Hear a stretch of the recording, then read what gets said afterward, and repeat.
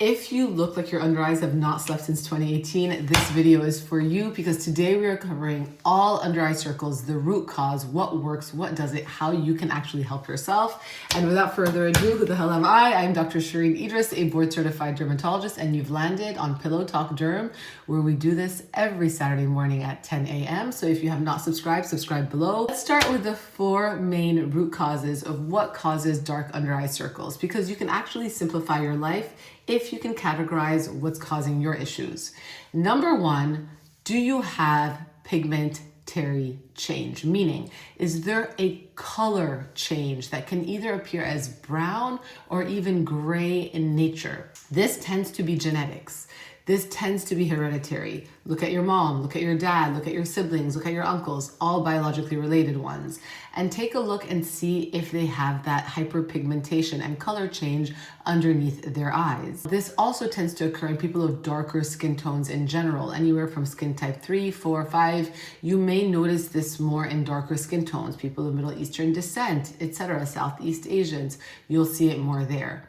But you can actually make that pigment worse by chronic rubbing, and chronic rubbers who are more melanated tend to have even darker under eye circles. So your behavioral patterns can even amplify your genetics in this situation. Number 2, are your under eye circles due to vascular issues? Do they look blue, purple, slightly red in tint? And are they worse in the morning when you are tired? This happens because blood pools in this area and the skin underneath our eyes is thinner. And therefore we tend to see that color change even more apparently.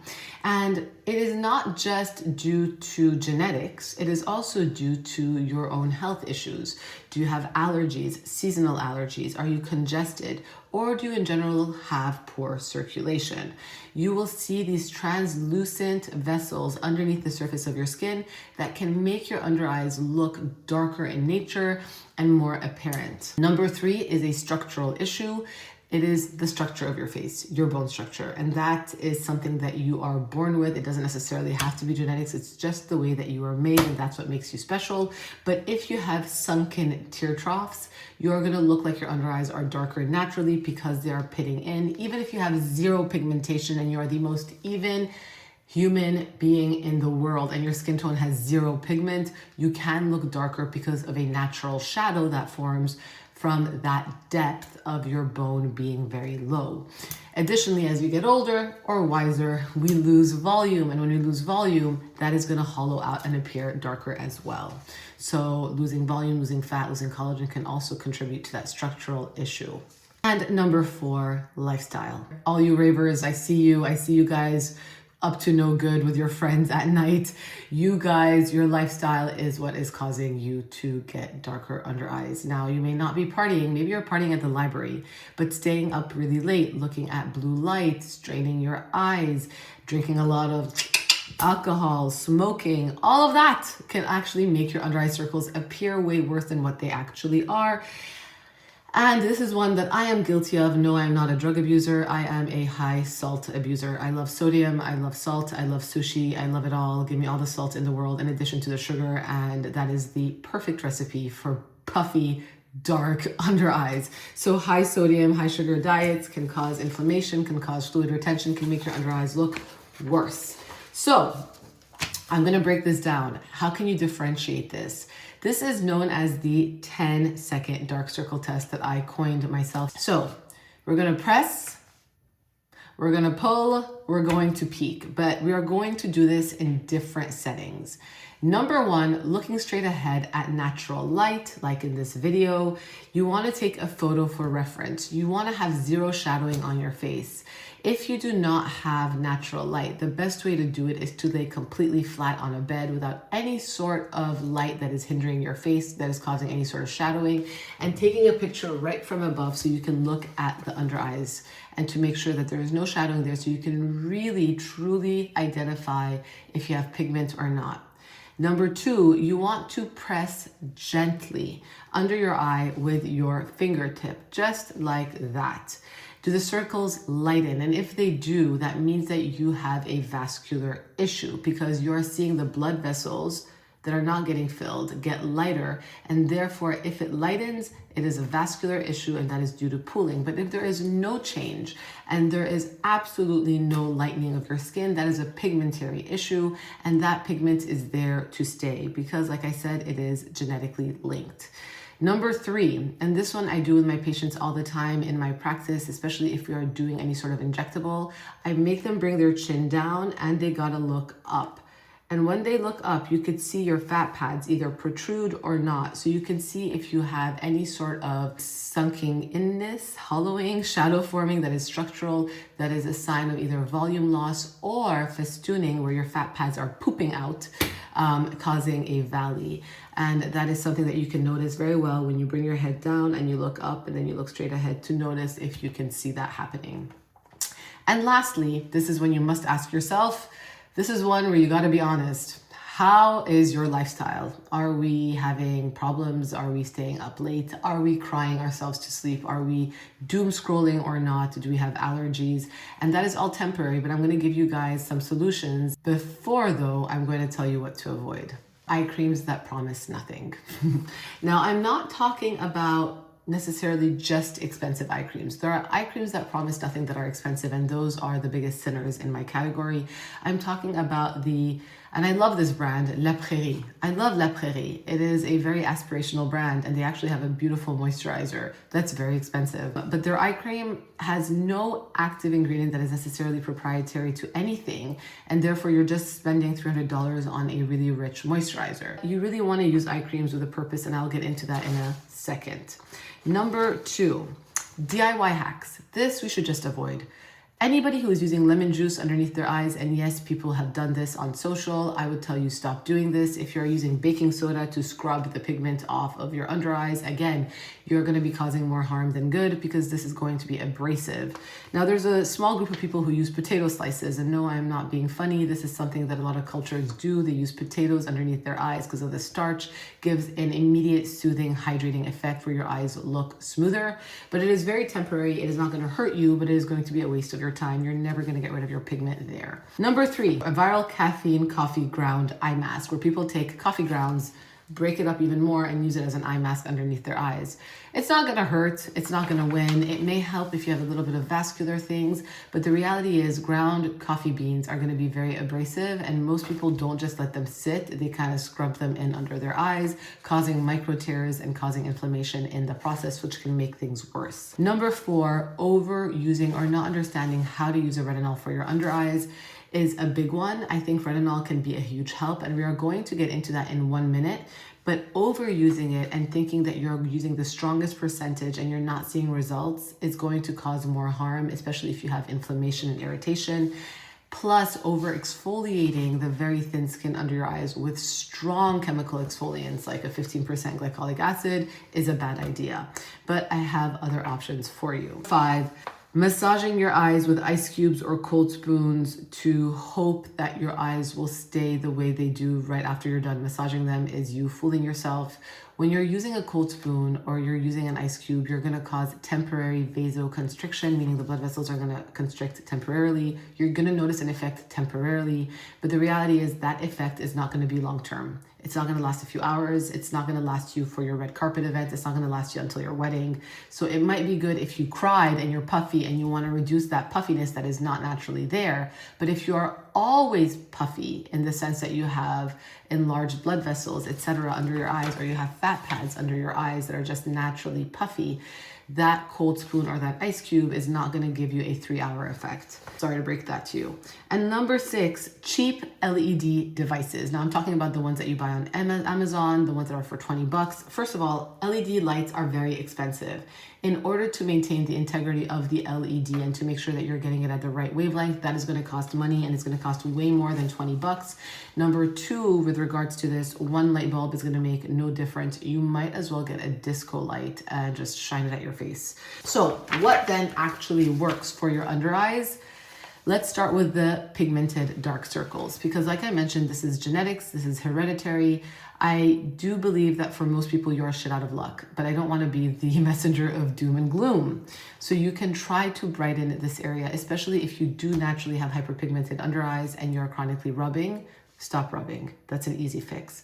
Number two, if there's really pigment there, right, you can try to brighten this. And I've had some luck with people of darker skin tones, Indian backgrounds, Pakistani backgrounds, who use hydroquinone all over their face and double swipe it underneath their eyes.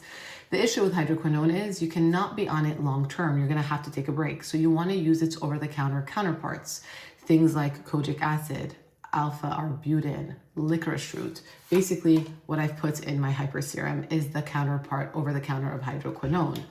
Vitamin C can also help, but vitamin C alone is not going to be your holy grail. And I would not use ascorbic acid, which is the active form of vitamin C, because that can irritate it, making it worse. So use the ester forms of vitamin C for your under eyes, like tetrahexyl decyl ascorbate. Again, I used it on purpose in my active seal because I wanted something that was better for sensitive skin, but there are other products on the market that have this vitamin C.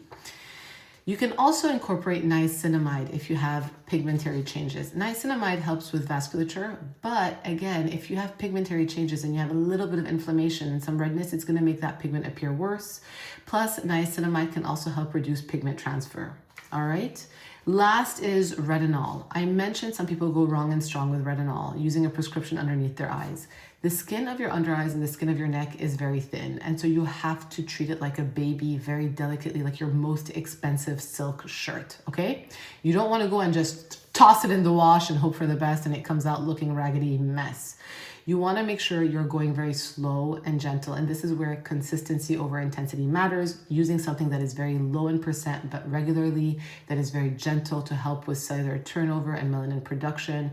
And retinol that is specifically designed for your eyes, if you are a beginner or you're very scared, is something that I would tell you to start with. Or if you're going to use an over-the-counter retinol for the face, which is fine, use a thick moisturizer underneath it first so that you minimize the effects of the retinol on this area on purpose, so that you can use it consistently without getting any inflammation, and so that in the long term you can get results. And last, SPF. This is going to sound stupid. It's not like you have the dark under eyes because of the sun. It is genetics, but any sun is going to make them worse. And so protect your face and your under eyes with sunscreen. Now, if you have vascular dark circles, I mentioned niacinamide. That can definitely help minimize that inflammation and that redness. It is absolutely helpful. So even though this is great for pigment, it has niacinamide in it. You can use it for the redness. Caffeinated eye creams can also help temporarily shrink blood vessels and reduce swelling, minus the risk of getting a skin burn from an ice cube. Arnica is a great one. It's an anti-inflammatory that can help with bruising and help with circulation. I have it in my depuffer in a roller on purpose, so you can move that lymphatic fluid temporarily, like I mentioned, like a cold spoon, but the arnica will keep doing the effect for you once you're done rolling. It is important for you guys to understand that arnica is traditionally formulated homeopathically in the depuffer, and this is not an ad, but this is for you guys to understand. We did not formulate this homeopathically, and what you are smelling is that pure arnica. So when you're looking for arnica-based products, I would look for arnica that has not been formulated homeopathically. But retinoids, again, at a very low dose, can help to over time thicken your skin. So if you have very translucent skin and your blood vessels are very apparent, you want your skin to appear thicker slowly over time. And yeah, sure, you can use a cold compress, like we mentioned, a cold spoon, but that's going to be very, very, very temporary, not necessarily long-term effective. So you can put eye patches in the fridge, let them be a little bit colder longer. Dew has eye patches, Summer Fridays has eye patches. A lot of brands have eye patches that you can use to help with that issue. Number 3, if your issue is structural and you have shadowing dark circles, this is where we're going to have to go into the office. No cream is ever going to build your collagen deeper below the surface of your skin. Do not waste your money in anything that's going to say, promotes collagen production and will get rid of your deep valleys. It's not true. It will never cut it, okay? Not even a retinol. No, the retinol will help with the surface of the skin. It will help slightly thicken your skin. But if you have a deep valley because of a structural issue, retinol is not going to help you. And I'm sorry to break it to you, it is not. Hyaluronic acid is not going to fill that up, even though it claims to plump the skin. So you're going to think if I have a valley, it's going to plump it up. It will not. Collagen is not going to fill that valley either. You need to go into office. I'm so sorry, you have to do a treatment. Whether it is surgical to get rid of the festoon or the fat pad, or it is using your own blood, PRP, PRF, to help to strengthen your tissue internally through injections, or if you are the right candidate, doing very, very, very little filler in conjunction with the rest of your face so that you always look cohesive is key. In the Far East, they have Regeran, which is their salmon DNA polynucleotides that they inject under the surface of the skin to stimulate your own skin production. It's never going to replace surgery, but it can help to strengthen your tissue.